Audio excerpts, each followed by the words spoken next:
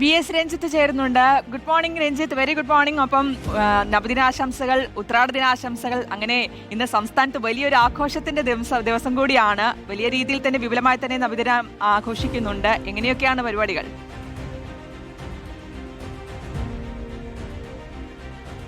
ശ്രുതി, നബിദിനത്തെ സംബന്ധിച്ച് റബീഉൽ അവൽ 12 നബിദിനമായി കണക്കാക്കപ്പെടുന്നത്. അറബി മാസം റബീഉൽ അവൽ 12-ാമത്തെ തീയതി മുഹമ്മദ് നബി ജനിച്ചു എന്നുള്ളതാണ്.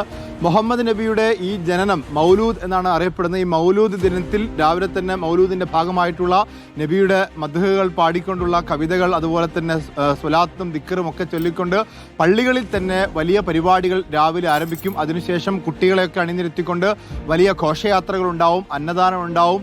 ഈ നബിയുടെ ജീവിതത്തിൻ്റെ സന്ദേശങ്ങൾ വിളംബരം ചെയ്യുന്ന വലിയ പ്രഭാഷണ സദസ്സുകൾ ഉണ്ടാവും. ഇതൊക്കെ വലിയൊരു ആഘോഷമായി തന്നെയാണ് മലബാറിൽ, പ്രത്യേകിച്ച് കേരളത്തിൽ എല്ലായിടത്തും ഈ നബിദിനം ആഘോഷിക്കപ്പെടുന്നത്. ഇന്നിപ്പോൾ രാവിലെ തന്നെ നമുക്ക് പള്ളികളിൽ നിന്നൊക്കെ വലിയ തോതിൽ സ്വലാത്തുകളും ദിക്റുകളും അതുപോലെ നബിയെ പുകഴ്ത്തിക്കൊണ്ടുള്ള മദ്ഹുകളും ഒക്കെ നമുക്ക് കേൾക്കാൻ വേണ്ടി സാധിക്കും. അല്പസമയത്തിനകം ഓരോ തെരുവുകളിലും ചെറിയ കുട്ടികൾ അണിനിരക്കുന്ന വലിയ ഘോഷയാത്രകൾ, നബിദിന സന്ദേശങ്ങൾ വഹിച്ചുകൊണ്ടുള്ള ഘോഷയാത്രകൾ ഉണ്ടാവും. ഇനി ഉച്ചയോടുകൂടി വലിയ അന്നദാനം പള്ളികളിലൊക്കെ തന്നെ ബിരിയാണിയൊക്കെ വിളമ്പി വിശ്വാസികൾ ഒത്തുകൂടും. അത് പള്ളികളിലെ മഹല്ലുകളിലാണെങ്കിലും മദ്രസകളിലാണെങ്കിലും ഒക്കെ ഇന്ന് വലിയ പരിപാടികൾ ഈ നബിദിനവുമായി ബന്ധപ്പെട്ട് ഉണ്ടാകും.